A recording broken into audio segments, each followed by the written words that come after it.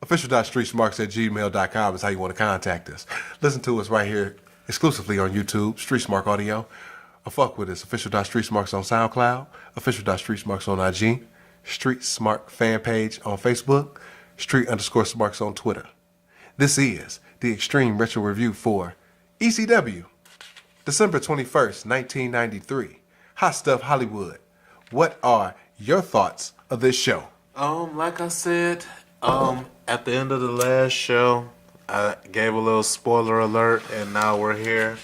We're at the movie review, almost kind of like it's the Justice League, which is going to be in a theater near you in November 17th. Show is terrible. I didn't like it.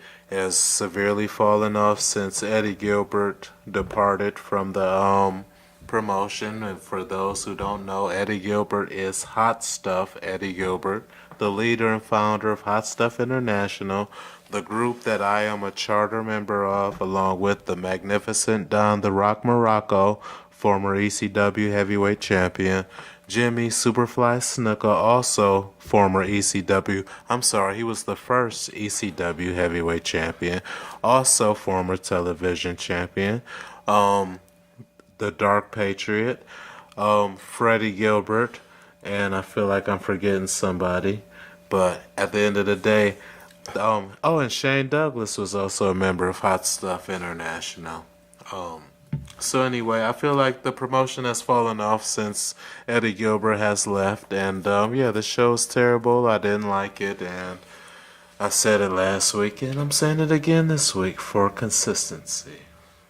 So we have a cold open with Dreamer in the ring wanting Shane to come out. He doesn't want to wait till Holiday Hell. More arguing in the ring as Hat Guy and OG Sign Guy make an appearance in the crowd. Oh, shit.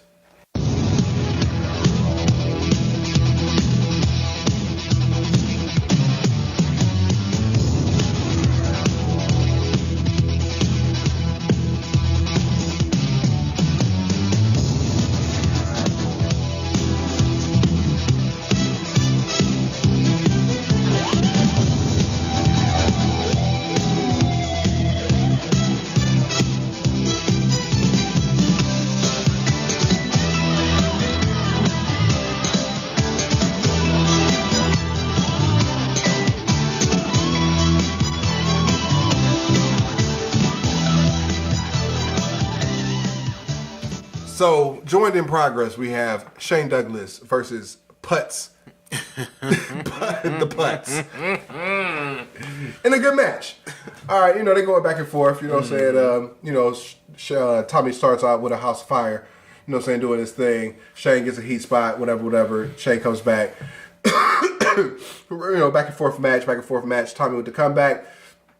But Shane decks him with the chain. Yeah. Okay. Then he plants the chain right on the Putz. Right. And then lays himself out a la Eddie Guerrero. Yeah. Finnegan sees the fucking chain in Tommy's hand. Right. Calls for the DQ. Shane laughs in the camera. Putz. That was cute and all, but the only thing I don't get is if you hit Tommy Dreamer with the chain, why not just pin Tommy Dreamer and toss the chain out? Why go for the fake DQ shit of Tommy Dreamer? Because Shane Douglas is such a cocky performer. He knows he wants Tommy. He wants the Putz to know that he can beat the Putz because he hit you with the chain. But I'm gonna get the DQ. Get the DQ win, make you even madder, so you can come even harder. So you're even worthy enough to be in the ring. So when I beat you, it's worth my time.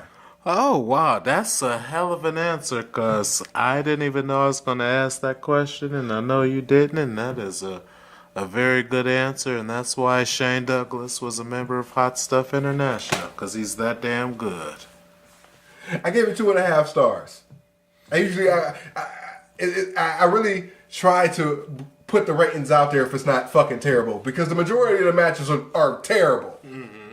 They're either duds or negative infinities. So when I say 2.5, I'm giving it a good 2.5. This isn't like, it's an average match. This is by 93 standards. It's 2.5. you know what I'm saying, by 2017 standards, but it's still enjoyable because the story made everything click. Right. If the work didn't click.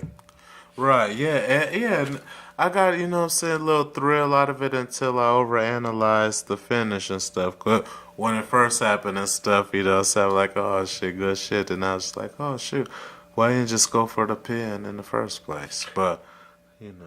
That's why I am the former genius of G-Storm, the devious one, and the current scourge of the internet wrestling community.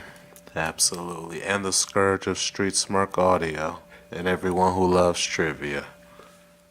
So Joey back in the nest, he's recapping the Tommy and Shane feud. I want to highlight that because Funk and Sabu are going at it right now. You know what I'm saying? So you got to give Shane something to do.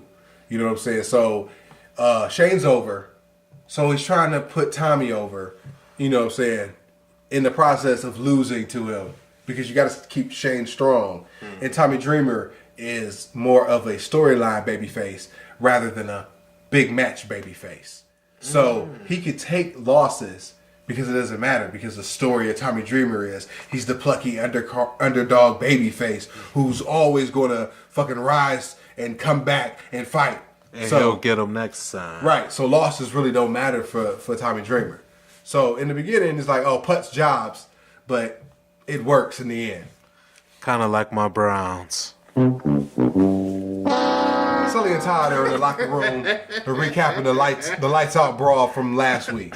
Todd sanctioned the lights out battle royal, and the winner gets a turkey stuffed with $20 bills. Hey, come on, somebody. And JT Smith wants a shot at the tag titles.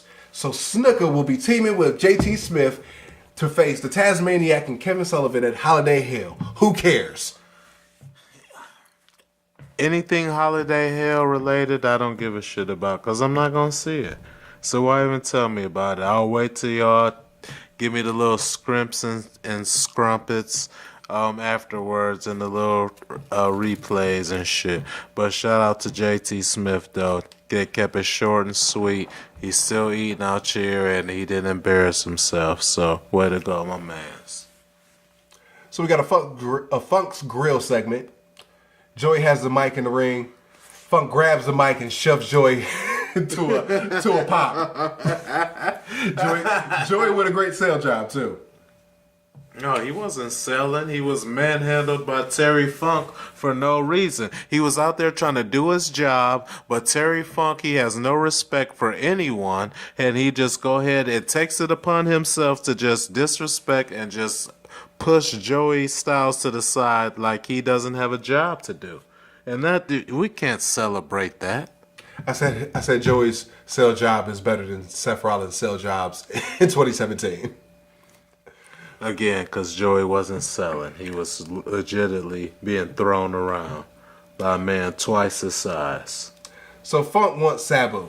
So the Bad Breed bring out a fake Sabu in full Hannibal Lecter gimmick. They got him wheeled down, chained up. The Breed throw him in, and Funk beats on the fake Sabu against his will.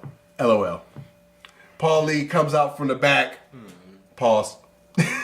With a profanity-laden promo. I'm glad you started your pause right there. They do a back and forth. Funk wants Paulie to take off his coat. And take off his shirt. Yeah. Why, oh why, does Terry Funk want Paulie to take off his clothes? What is that about? Take off your coat. So take off your shirt. At that point, I'm like, what the fuck? I was past pause. Like, pause? No, we was at stop at this point. Because I'm like, why?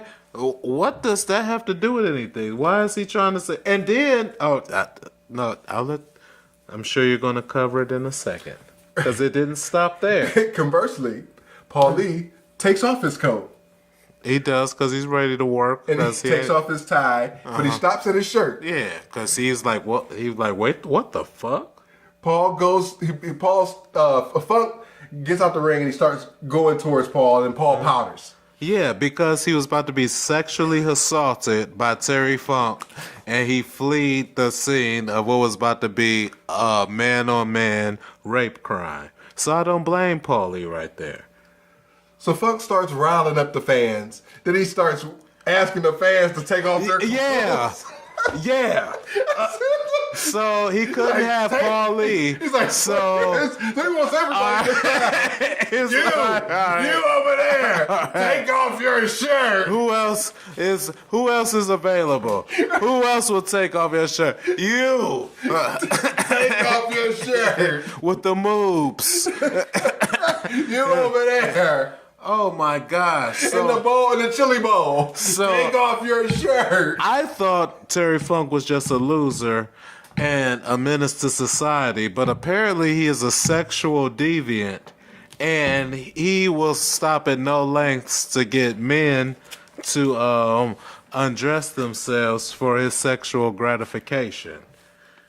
So that is Terry Funk. So Terry Funk has hit an all-time new low right here on this week of Eastern Championship Wrestling.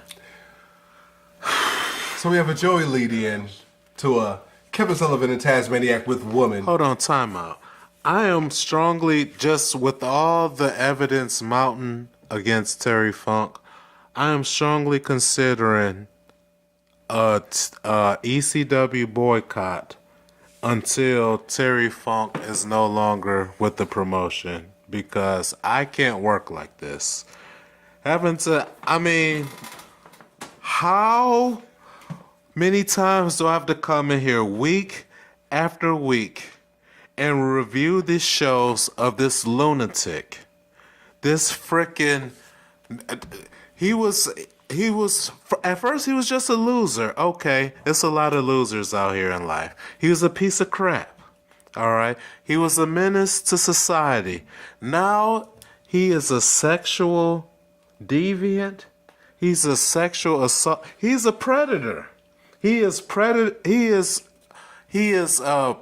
to say predatory. He is preying on the fans in the stands now. He is R. Kelly. He is he's about to start pissing on grown ass men. Take off your shirt. And it looks like he don't care if they give consent or not, because you see he ran right after Paulie. Paulie thought he was trying to get a fight in and shit. Terry Funk on some other shit. Take off your coat. So I don't know. I mean, I am a podcast journalist like yourself. I am a professional. But I'm gonna try to I just want this to be on the record. On the record that I don't know if I can keep working like this, man. It was very disturbing. It's very disturbing. Joey lead in. Kevin Sullivan and Tasmaniac with the Woman looking mighty fine. Yeah. Versus Storm and Norman and Mike V. Oh, Mike and Mike for the squashing. Complete squidash. Sullivan with chair shots outside. Taz with suplexes inside. 2 trio woes. Sullivan with some slaps in the corner, and then Taz bites Norman. Mike V throws in the towel. He's like, "Fuck that." Yes. That's it. That nigga powdered to the back. We're done. That nigga said, "Yo, I'm gonna tell you a story back in the day."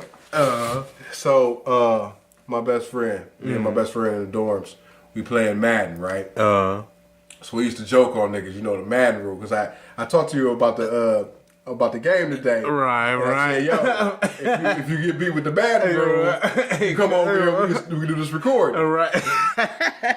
Madden rule, obviously. I say 21 points. Right. Okay. Some people say 20. Some people say 28 points because 3 touchdowns. You know what I'm saying? I say 21 zip. Yeah, You're done. 21 zip is all right. 21 shit. Well, that's established. Mm-hmm. All right, so he's beating me 21 zip.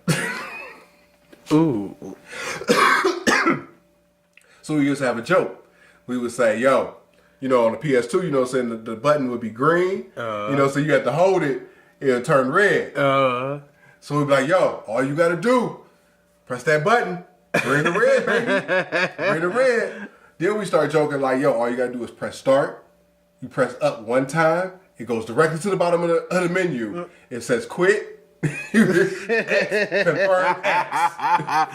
And you out of there. End again. Right. Just to end your misery. Right. And confirm X. You out of here. So he talking shit. You know what I'm saying? Blah, blah, blah. So all of a sudden, I get a knock at the door. So I open the door. It's this bitch named Dana Ziegler at my door. Dana Ziegler. Dana Ziegler was from San Jose, California. Oh, shit. She was like 23, 24. I was like 20 at the time. Oh, shit. And she worked in the, she worked as a propulsion mechanic. So she worked on like turning wrenches on jet engines. Oh, wow. You know what I'm saying? Okay. On the motherfucking rocket, on the rocket part. Okay. You know what I'm saying? And I used to come as a supply. I used to come through on the forklift and grab the broken airplane parts and take them back to the warehouse so they could get shipped out. So I would see this bitch, you know, every day. You know what I'm saying? So every day I come through and be like, hey, Ziegler, what's popping? You know what I'm saying? Shoot my shit, right? You know what I'm saying? Formulating the food. You know what I'm saying? I know that's right, boo. So, you know what I'm saying? I go to her dorm room, come with some movies and shit, you know what I'm saying?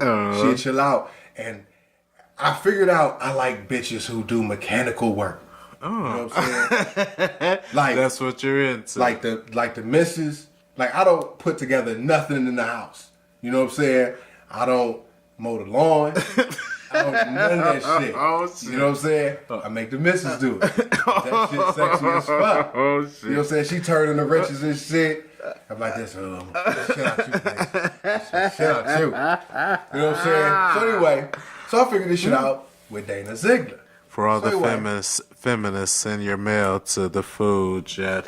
Official.StreetSmarks at gmail.com. So, Dana, you know, comes to, you know, hey girl, you want to watch a movie? You know what I'm saying? Come through, pipe it out. VHS and chill. Right. I'm in DVD because we're at the PS2 level. So we DVD and chill. You know what I'm saying? Okay. Come through with Hollow Man. You know what I'm saying? The Fellowship of the Ring. You know what I'm saying? Them DVDs. You know what I'm saying? Car Wash. Next Friday. Monsters Ball. Right. Swordfish and shit. You know what I'm saying? So, you know what I'm saying? I come through, watch the movie with Smash. So anyway, so she knock on my door, right? So I already know what time it is when she walked through the door. I look at her. She look at me. She look at my boy. She look at me like, it's time for him to go. So she come in and she sit directly on the bed. My boy ain't get the memo yet. So we still playing. He over here like, I got a first down. so I'm like, hey my nigga, you need the audible to get the fuck out. That nigga look at me. He look at her. She look at me. That nigga put his hand down and just walked out. Okay. All right. Hey, you know. Gave that bitch the best 5 minutes of her life. She got the foods 5. Oh, shit. And that's all that matters. Shit. You know what I'm talking about? Shit. It's not about the quantity, it's about the quality. Right. So, the champs, women does the blindfold gimmick on Sullivan. And then Taz does the same shit with his hands.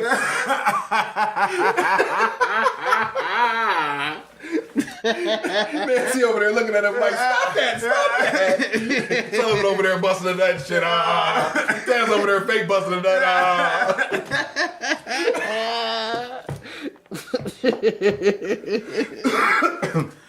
We got a promo-orama for the Lights Out Battle Royal. Whole bunch of geeks do a bunch of 10 seconds. Shit. Moving on. Joey lead in, body count, Public Enemy versus Bad Company with vignette. Moving on.